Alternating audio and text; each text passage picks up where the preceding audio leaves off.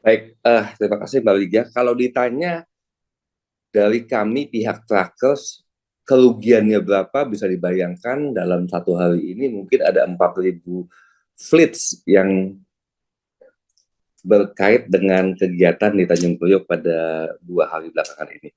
Anggaplah satu truk saja itu kita posting adalah 1 juta rupiah. Jadi sudah dibayangkan berapa miliar yang terjadi, yang kehilangan dari revenue kita, dan juga tentunya komitmen kami kepada customer-customer kami, di mana kami tidak bisa mendeliver barang mereka dan juga tidak bisa mengantarkan barang mereka dari pabrik untuk mencapai ke pelabuhan. Jadi bisa dibayangkan belasan miliar yang terjadi dalam beberapa hari ini. Bahkan mungkin bisa terjadi puluhan miliar dalam akibat kejadian masalah ini. Gitu.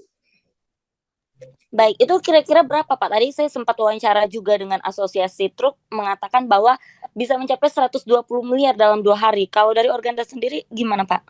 Oh, yang pasti nilai itu pasti akan mencapai ratusan miliar, Ibu.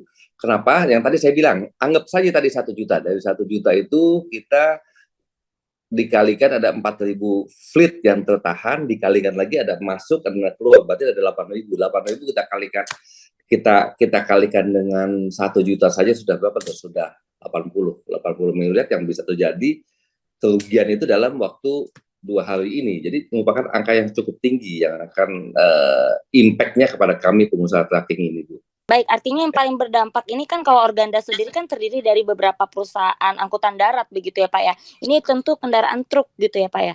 Ya, jadi yang terkena imbasnya sangat tinggi adalah tentunya adalah pengusaha trailer, peti kemas yang membawa peti kemas dari pabrik untuk ke pelabuhan maupun yang untuk membawa dari pelabuhan membawa kepada pabrik, dalam hal ini impor dan ekspor. Ini yang dampaknya sangat sangat terasa sekali. Dan sampai siang tadi saya cek kepada lapangan masih terjadi kendala kemacetan ini.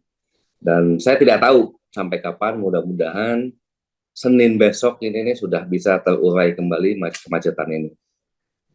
Oke, penyebabnya apa sih Pak? Tadi kan kalau Bapak sendiri mengatakan bahwa malam ini juga masih sempat terjadi kemacetan begitu. Ya, penyebabnya mungkin tentunya ini adalah overflow yang terjadi ketika libur Lebaran kemarin. Barang-barang yang belum sempat di delivery sebelum libur Lebaran, kemudian ketika aktif kembali bekerja, kita terkena lagi libur Paskah ini nih, yang artinya barang yang belum selesai dikeluarkan pada masa setelah Lebaran ini terkena lagi dampak dari libur Paskah ini, libur panjang lagi, sehingga pabrik yang ingin ekspor ini berlomba-lomba untuk mengirimkan barangnya dahulu kepada pelabuhan. Nah, disinilah terjadi congested, Mbak. Congested itu yang dari import mau keluar itu tidak bisa, yang dari pabrik mau masuk juga tidak bisa, dan akibatnya di port operator ini tidak siap. Artinya secara sistem ini sangat sangat overload, sistemnya terganggu sehingga terjadilah kekeosan seperti ini.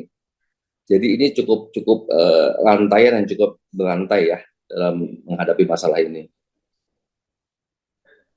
Tentunya paling simpel adalah ini adalah overload dari truk yang keluar masuk dalam di port operator di Tanjung Priok.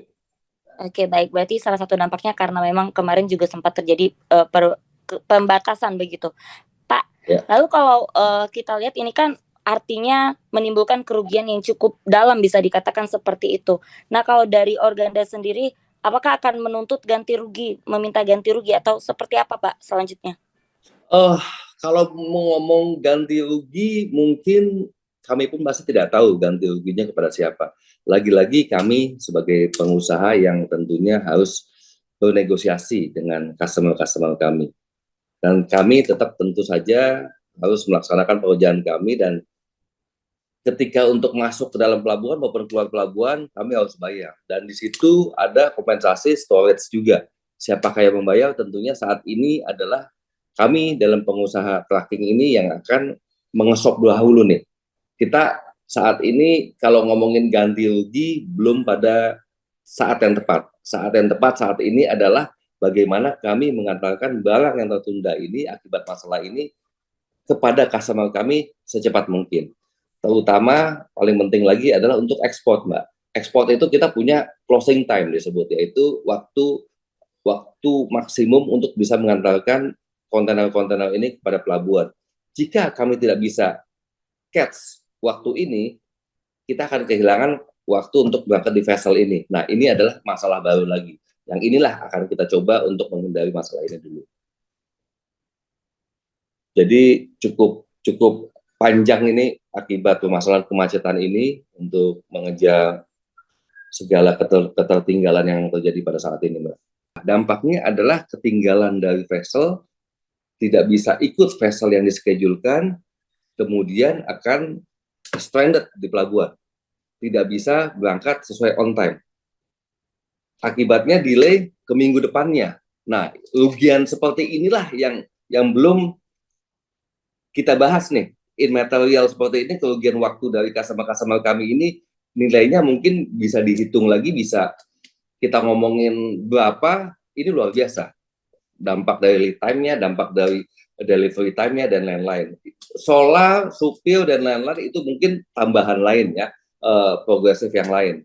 Namun hal dari immaterial seperti inilah yang sangat fatal ini sekaligus yang terjadi. Oke, baik. Pak, satu lagi sebenarnya kan ini tuh bukan kejadian yang pertama ya.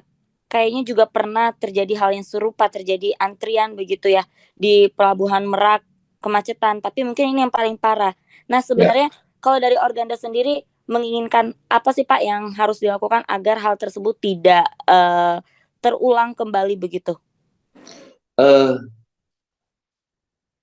Ini bukan yang pertama kali, dan apakah kita yakin ini adalah yang terakhir kali, kita tidak tahu. Ya, jadi dan kami tentunya berharap ini menjadi suatu pembelajaran untuk menjadi lebih baik. Ya, jadi kalau kami yang diharapkan seperti apa, tentunya adalah kita bisa melihat di mana ada loophole-nya ini, di mana kejadian seperti ini. Ketika ada libur panjang, pasti selalu terjadi permasalahan seperti ini. Ketika menjelang Lebaran, pasti seperti ini dengan adanya pembatasan-pembatasan yang terjadi. Jadi saya pikir karena kita masih tetap mensupport apa yang namanya ekspor dan juga ekspor impor ini, jadi saya pikir perlu ada pemerintah ini kebijakan-kebijakan ini dengan segala keterbatasan port authority yang kita punya ini, agar pembatasan ini bisa lebih dilonggarkan sedikit, Bu.